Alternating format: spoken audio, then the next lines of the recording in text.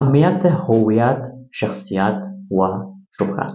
هویت تعریف شماست از آنچه هستید. مثلا شما یک انسان هستید، این برای شما یک هویت است. شخصیت واقعیت آنچه هستید، یعنی مجموعه ای از ارزش ها، عادات و رفتار شما. شهرت آنچه است که دیگران در مورد شما میدانند. آرامش، موفقیت و خوشبختی انسان در هماهنگی بین این سه است. اول هویت خود را ارزیابی کنید و در مورد آن تعریفی دوباره ارائه کنید. چه کسی میخواهید باشید؟ پس همان باشید. دوم، روی شخصیت خود کار کنید و آن را قوی بسازید. بر اساس هویتی که برای خود تعیین کرده اید، روی باورها، ارزش‌ها و عادات خود کار کنید. سوم، شهرت نیک به دست آورید. ظاهر، رفتارها و اعمال بیرونی خود را نسبت به شخصیت و هویتی که دارید هماهنگ بسازید و به این ترتیب به شهرت نیک خواهید رسید. اما کدام مهمتر است؟ اگر مجبور شدید شهرت را فدای شخصیت بسازید و شخصیت را فدای هویت.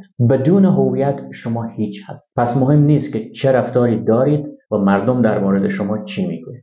بدون شخصیت شما فردی ضعیف هستید، مادام از رفتارهای خود و نتایج آن رنج میبرید. بدون شهرت در نزد دیگران کم ارزش هستید و نمیتوانید روی آنها حساب کنید. حالا شما چه نظر دارید؟ لطفاً در کامنت بنویسید.